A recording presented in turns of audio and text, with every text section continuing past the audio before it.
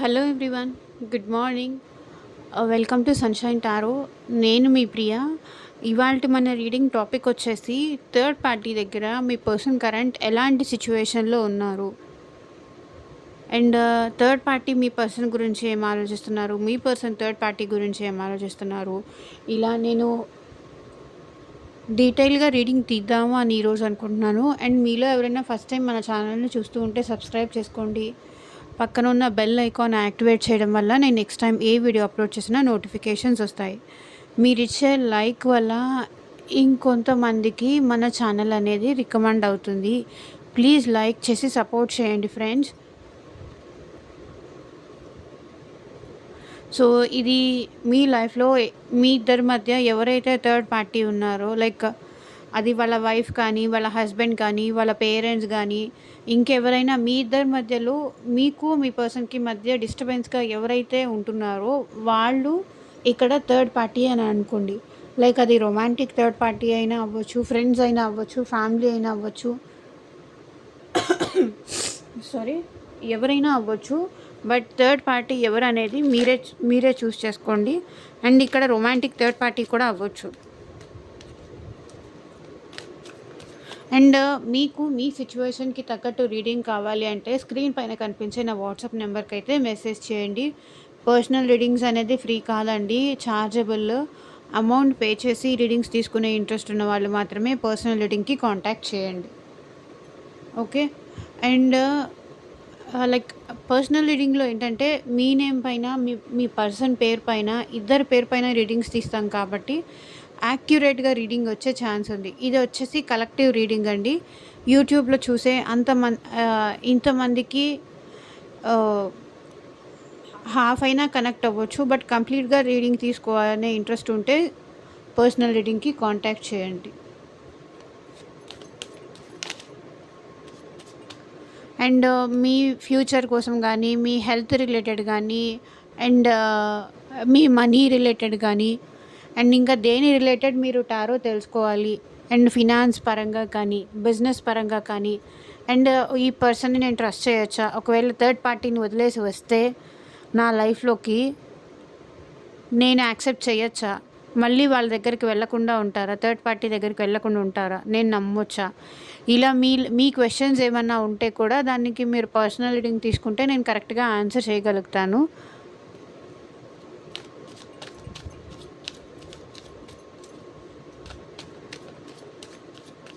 Universe, angels, gratitude at present మా viewers వాళ్ళ third పర్సన్తో ఎలా ఉంది వాళ్ళ రిలేషన్షిప్, మాకు క్లారిటీ ఇవ్వండి.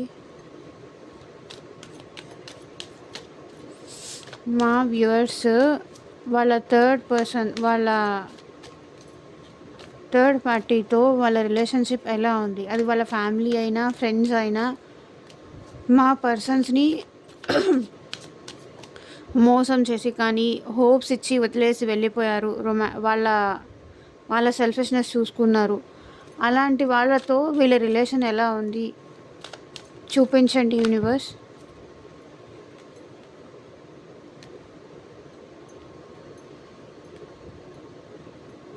Queen of Swords, Four of Wands,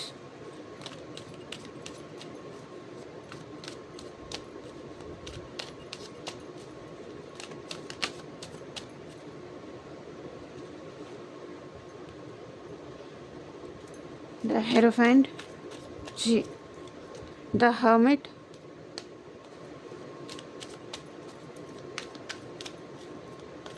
one more card universe, King of Swords, oh my god,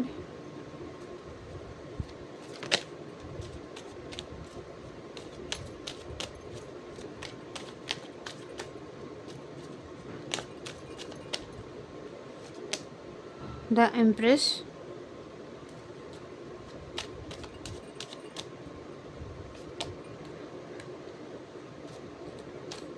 Three of Pentacles,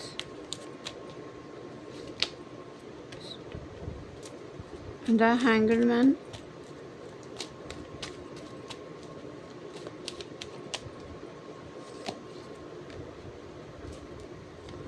Three of Wands,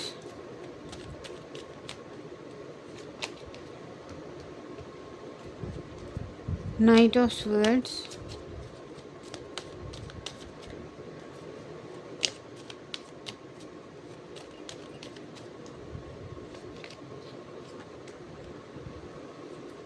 Nine of Wands,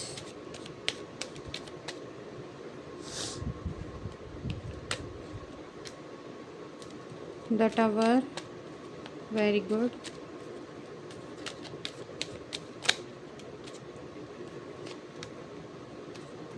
Ten of Pentacles,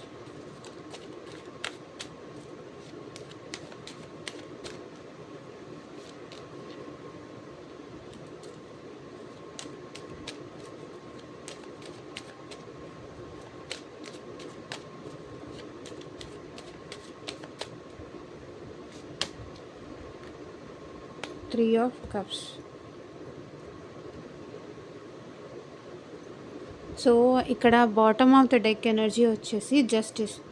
me person third పార్టీకి అసలు justice చెయ్యాలి అని అనుకోవట్లేదు. ఎందుకంటే వీళ్ళు కూడా మీ person third పార్టీకి ఇంపార్టెన్స్ ఇచ్చారు, కానీ వీళ్ళు మాత్రం వీళ్ళకి ఇంపార్టెన్సే ఇవ్వట్లేదు. వీళ్ళు వాళ్ళ ఫ్యామిలీకి కానీ వాళ్ళ ఫ్రెండ్స్కి కానీ లేకపోతే రొమాంటిక్ థర్డ్ పార్టీకి కానీ ఇంపార్టెన్స్ ఇస్తూ వచ్చారు. కానీ వీళ్ళు మాత్రం ఎప్పుడూ వీళ్ళకి జస్టిస్ చేయలేదు. మిమ్మల్ని కాదనుకొని వీళ్ళు వదిలేసి వెళ్ళిపోయిన తర్వాత వీళ్ళు ఇక్కడ చాలా బాధపడుతున్నారు. మీకు జస్టిస్ చేయనందుకు చాలా బాధపడుతున్నారు. అక్కడ థర్డ్ పార్టీ కూడా వాళ్ళకి జస్టిస్ చేయట్లేదు. Okay, ace of wands. వీళ్ళైతే మళ్ళీ మీతో సెకండ్ ఛాన్స్ తీసుకోవాలి అనుకుంటున్నారు. ఎందుకంటే ఇప్పటిదాకా తన ఫీలింగ్స్ కంట్రోల్ చేసుకున్నారు. ఈ పర్సన్ మీ విషయంలో చాలా ఎమోషనల్గా ఉండేవాళ్ళు పాస్ట్లో, కానీ ఇప్పుడు ఆ ఎమోషన్స్ని కొంచెం కంట్రోల్ చేసుకోవడం వల్ల ప్రాక్టికాలిటీ ఎక్కువ అయిపోయింది. ఈ ప్రాక్టికాలిటీ రావడం వల్లే మీ పర్సన్ మీకు న్యాయం చేయలేకపోయారు. మీ విషయంలో కొంచెం స్ట్రాంగ్ అయ్యారు. ఓకే, అండ్ నాకు తెలిసి ఇక్కడ థర్డ్ పార్టీ వల్ల మీ పర్సన్ చాలా మనీ విషయంలో ఇబ్బందులు పడుతున్నారు అని కూడా నాకు ఇక్కడ కనిపిస్తుంది. సో డీటెయిల్గా వెళ్ళిపోదాము రీడింగ్లోకి.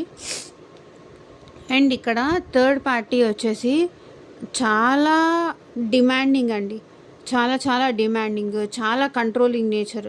మీ పర్సన్ ఏం చెయ్యాలన్నా అన్నీ తనకి చెప్పి చేయాలి. మొబైల్ కూడా ఆఖరికి తన చేతిలోనే ఉంటుంది.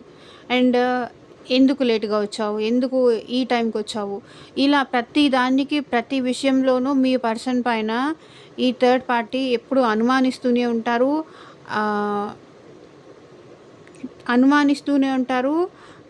డిమాండ్ చేస్తూనే ఉంటారు. ఎక్కడికి వెళ్ళావు, ఎప్పుడు వచ్చావు, గంటకి కాల్ చేయడము, లేటుగా వస్తే ఎందుకు లేటుగా వచ్చావని చెప్పి అడగడము. ఎందుకంటే నాకు తెలిసి ఇక్కడ మీ పర్సన్కి ఆల్రెడీ థర్డ్ పార్టీతో ఎందుకో మ్యారేజ్ జరిగింది, మ్యారేజ్ రిలేటెడ్ రిలేషన్ ఉంది అని నాకు ఇక్కడ అనిపిస్తుంది.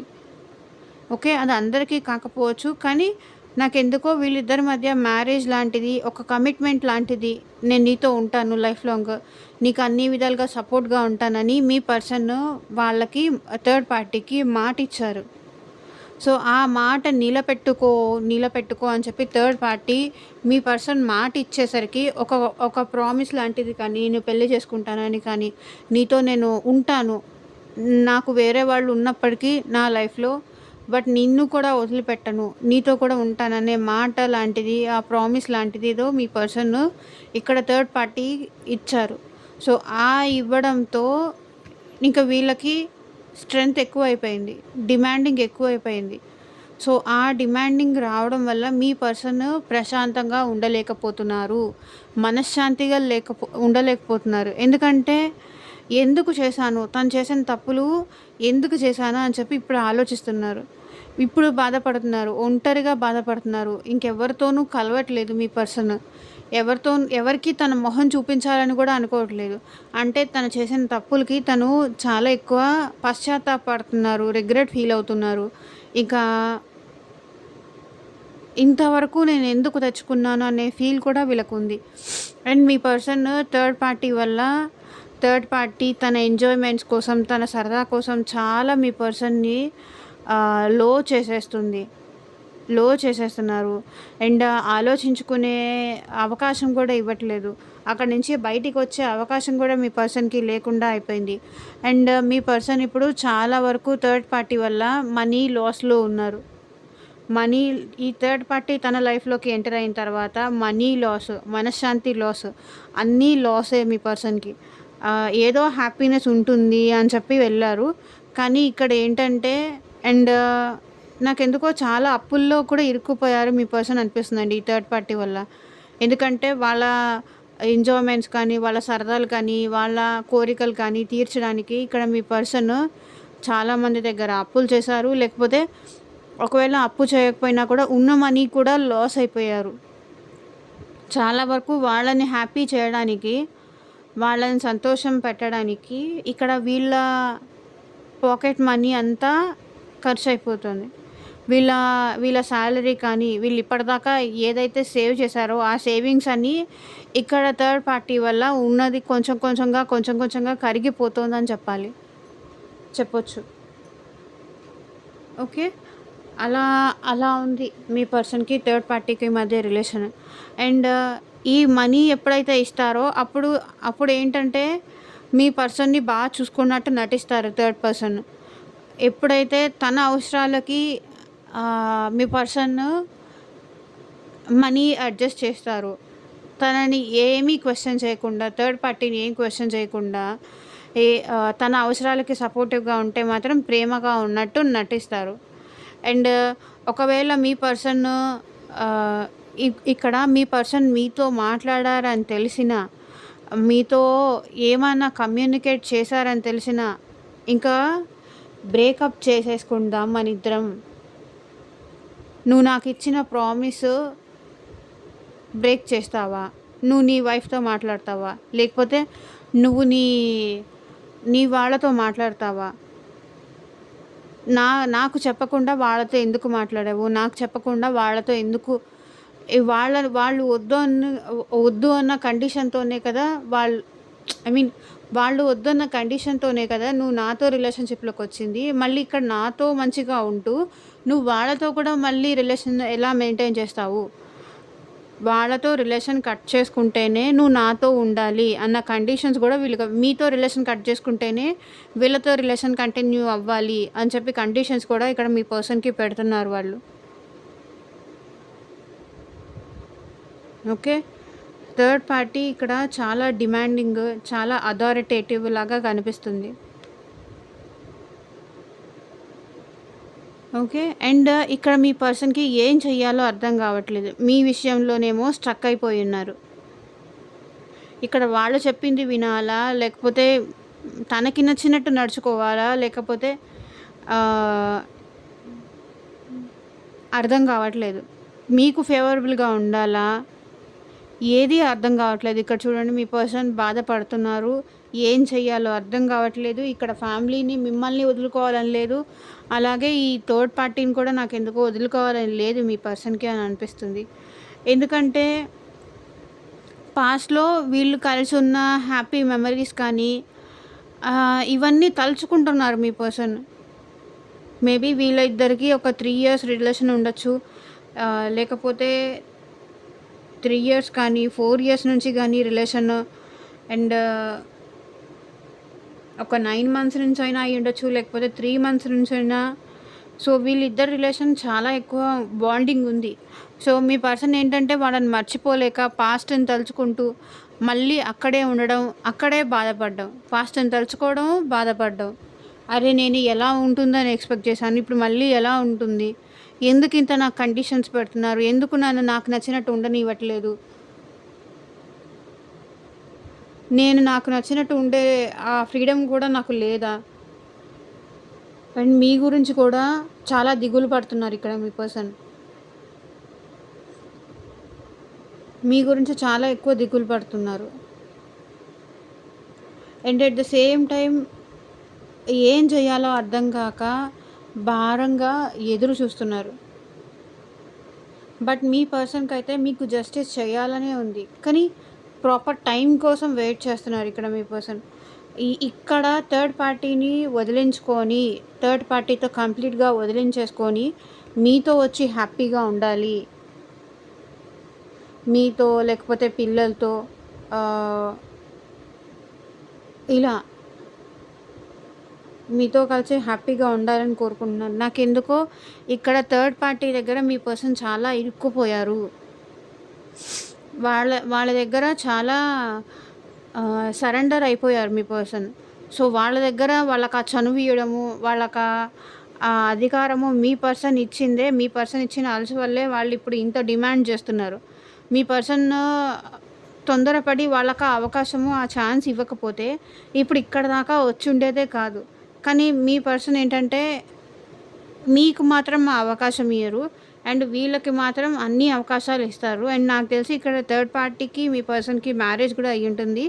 ఒకవేళ మ్యారేజ్ అయినా కాకపోయినప్పటికీ బట్ వాళ్ళతో అయితే డెఫినెట్‌గా ఉంటాను అని చెప్పి, లైఫ్ లాంగ్ ఉంటాను నీకు అని చెప్పి మాట ఇచ్చారు. ఇప్పుడు ఆ మాట ఇచ్చి ఇప్పుడు బయటికి రాలేక బాధపడుతున్నారు కానీ ఇక్కడ కనిపిస్తుంది.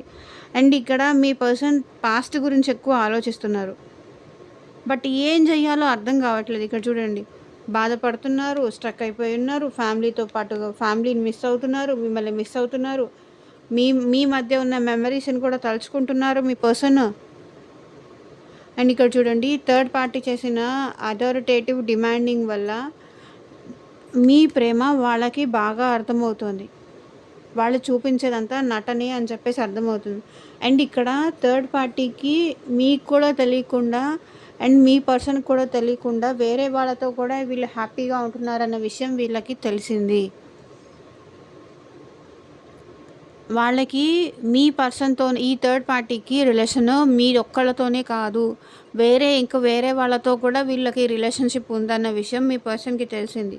సో, దానికోసం కూడా మీ పర్సన్ బాధపడుతున్నారు. అండ్ దానికోసం కూడా అక్కడి నుంచి అందుకే వదిలేసి వచ్చేయాలని కూడా మీ పర్సన్‌కి ఉంది. నేను నష్టపోయాను అనే ఫీలింగు, నన్ను పట్టించుకోవట్లేదు అనే బాధ మీ పర్సన్‌కి ఇక్కడ చాలా ఉన్నట్టు అనిపిస్తుంది. అండ్ ఇక్కడ మళ్ళీ మీతో కలిసి, ఫ్యామిలీతో కలిసి హ్యాపీగా ఉండాలి అని మీ పర్సన్ కోరుకుంటున్నారు. ఎందుకంటే ఇప్పుడు మీతో ఉండాలి, మంచిగా ఫెస్టివల్ మీతో సెలబ్రేట్ చేసుకోవాలి అని అక్కడి నుంచి వదిలించేసుకొని మీ దగ్గరికి రావాలి. అప్పుడే ఇంకా మీతో హ్యాపీగా ఉండగలను. ఎప్పుడైతే ఈ పాస్ట్‌ని, ఈ దరిద్రాన్ని వదిలించేసుకుంటానో అప్పుడే నా లైఫ్‌లో హ్యాపీనెస్ అనేది మళ్ళీ నాకు తిరిగొస్తుంది అని ఇక్కడ మీ పర్సన్ అనుకుంటున్నారు.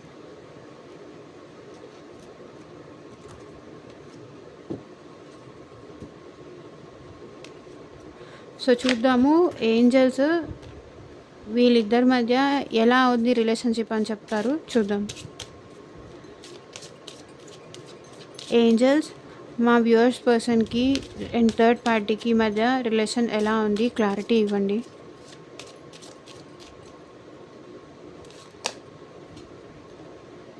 Playfulness to recapture romance, allow your inner child spirit of fun to shine.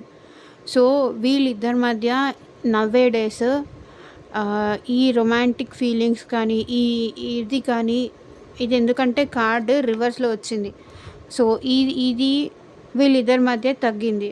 So, ఈ రిలేషన్ తగ్గడంతో వీళ్ళిద్దరి మధ్య డిమాండింగ్ కానీ, అథారిటీ చూపించడం కానీ, అధికారం చూపించడం కానీ ఎక్కువైంది. మెయిన్‌గా వీళ్ళిద్దరి మధ్య ఆ బాండింగ్ లేదు అని చెప్తున్నారు. Chemistry, there is a strong magnetic attraction here. అంటే ఇక్కడ మీ పర్సన్‌కి థర్డ్ పార్టీకి మధ్య చాలా మంచి అండర్స్టాండింగ్ అయితే ఉంది. ఓకే, ఒక మంచి అండర్స్టాండింగ్తో ముందుకు వెళ్తున్నారు వీళ్ళిద్దరు రిలేషన్షిప్లో. Reconciliation, someone from your past is returning to your life. మీ పాస్ట్లో ఉన్న పర్సన్ ఎవరో మీ లైఫ్లోకి రాబోతున్నారు.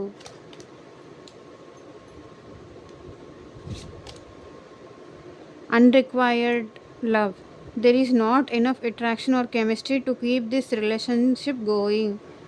సో చెప్పాను కదా, కొంతమందికి ఏంటంటే ఈ లవ్, ఈ రిలేషన్ అక్కర్లేదు. వాళ్ళిద్దరి మధ్య అంత కెమిస్ట్రీ కానీ, అట్రాక్షన్ కానీ లేదు. ఈ రిలేషన్‌షిప్ ముందుకు వెళ్ళే అంత లేదు వీళ్ళ మధ్య అని చెప్తున్నారు. అండ్ ఇప్పుడు ఇక్కడ ఉందని చెప్పారు, మళ్ళీ ఇక్కడ లేదని చెప్తున్నారు అని మీరు చెప్పొచ్చు. కానీ దానికి కూడా ఆన్సర్ నేను ఇక్కడే ఇస్తాను. ఎందుకంటే కొంతమంది మధ్య కెమిస్ట్రీ ఉండుండొచ్చు అండ్ ఇంకొంతమంది దగ్గర లేకపోయి ఉండొచ్చు. ఎందుకంటే ఇది జనరల్ రీడింగ్ మాత్రమే. ఇది పర్సనల్ రీడింగ్ కాదు. కొంతమందికి చూసే వ్యూవర్స్‌లో కొంతమందికి వాళ్ళిద్దరి మధ్య బాండింగ్, కెమిస్ట్రీ బానే ఉంది. కాబట్టి ఏంటంటే అక్కడి నుంచి బయటికి రాలేకపోతున్నారు మీ పర్సన్.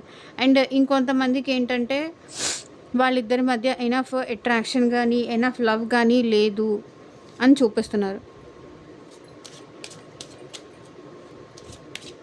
నాకెందుకో ఈరోజు కార్డ్స్ మొత్తం కెమిస్ట్రీ, ఫిజిక్స్, హిస్టరీ మీదే వస్తుంది.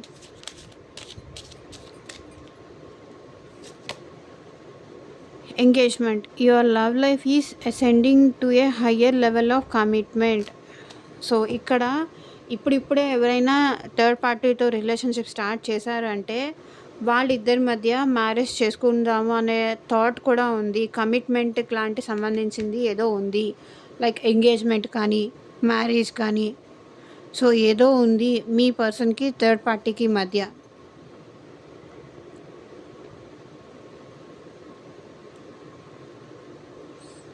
సో ఇదేనండి ఇవాల్టి రీడింగ్.